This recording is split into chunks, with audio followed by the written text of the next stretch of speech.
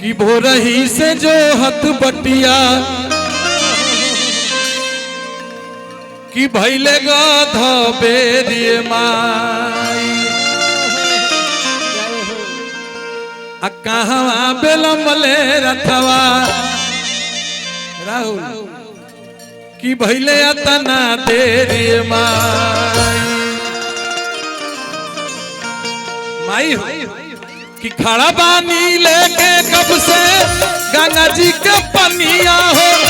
आई तुए मैया धोती तोहरो चरनिया हो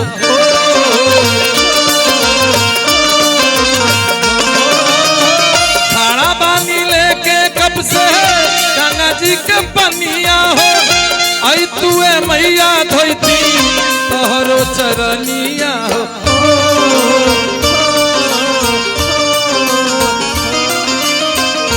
देरी ना लगावो जल्दी आव चढ़ के शेरिए माई कि देरी ना लगावो जल्दी आव चढ़ के शेरिए माई कहाँ बेलमले रथवा भैले अतना देरिए माई कहाँ बेलमले रथवा भैले अतना देरिए माई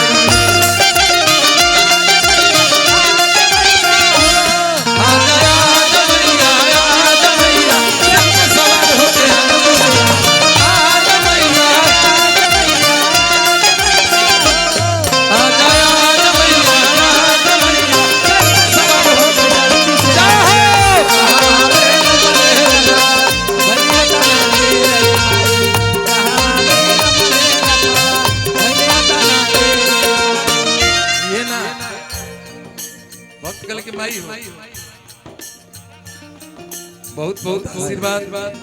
हेलो 4 दिन पहले को गाना छूटल जेकरा कलम से लिखल हमार मित्र हमार भाई आदरणीय मुन्ना मोहित बहुत ही बढ़िया गीतकार भोजपुरी के आसमान पे जेकर नाम चमकत बाज के डेट में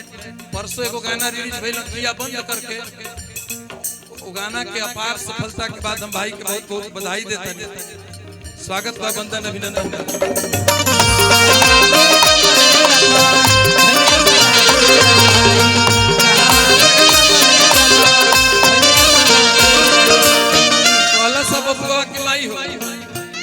करी लेनी हो रहा बड़ी असरा लगा के हो सोने के थरिया में आरती सजा के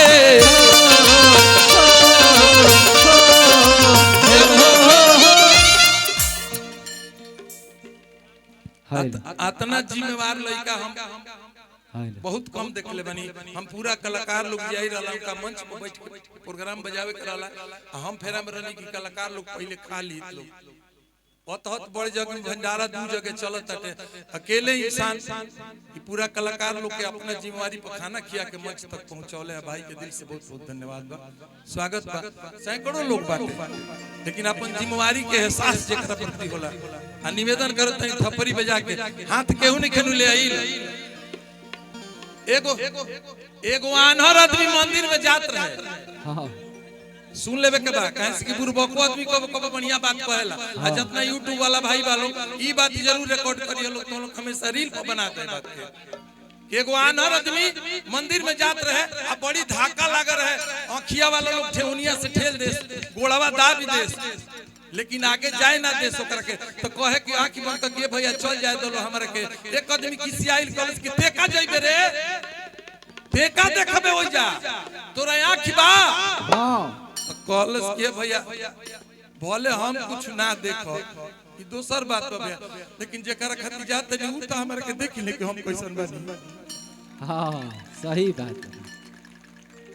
उनके नु सब्जी आवे के मुआवे के बा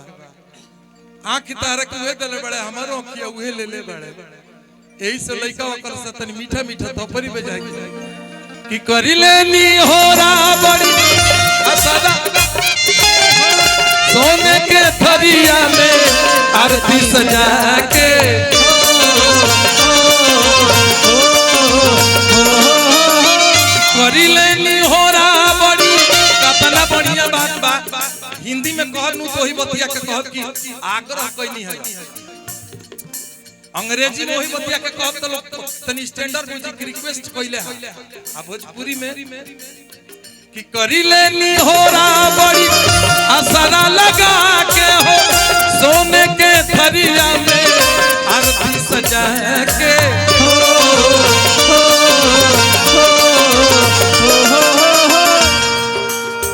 बबुआ पुकारे काहे सुनलू ना तेरे माई बालका पुकारे काहे सुनलू ना तेरे माई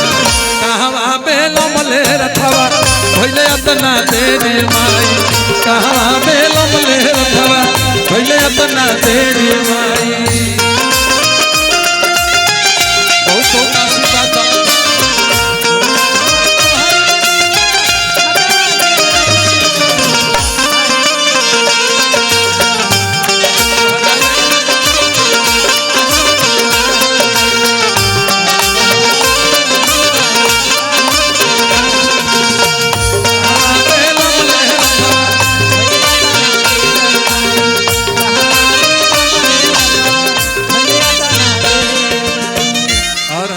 भाई श्री विनीत दुबे जी भूतपूर्व बीडीसी